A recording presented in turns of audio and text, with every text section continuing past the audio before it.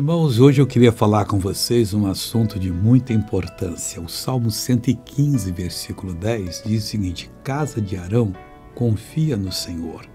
O que é a casa de Arão? Arão era o irmão de Moisés, que era o sacerdote. A casa dele era a casa sacerdotal. E muitas vezes, apesar de ser do ministério, os filhos, as filhas, os genros, as noras, os netos, as netas, e às vezes até a mulher não confia no Senhor. É pessoa boa, vai à igreja, ora, mas é tudo assim oco, não tem aquela vivência, aquela comunhão com Deus mesmo. E a casa de Arão deve confiar no Senhor.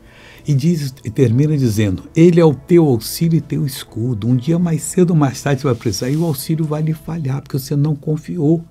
Você vai precisar de proteção e não vai lhe proteger porque você não confiou.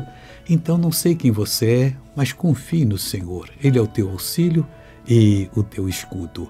Vamos ver esse testemunho? Meu caso é o seguinte: em 93 eu contrariei uma diabetes do grupo 2 e eu fiquei cego 1 ano e meio.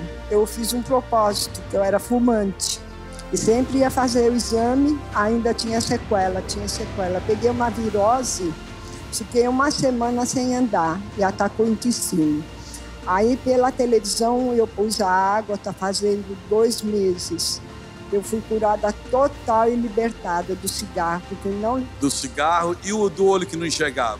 Eu fiz transplante de córnea, aí deu catarata. Aí através também da água e o propósito, todos os dias, Jesus me come. Amém, glória a Deus. Agora eu voltei para orar com você, Pai. Eu entro em oração em favor dessa pessoa que ora comigo, que precisa muito da tua ajuda.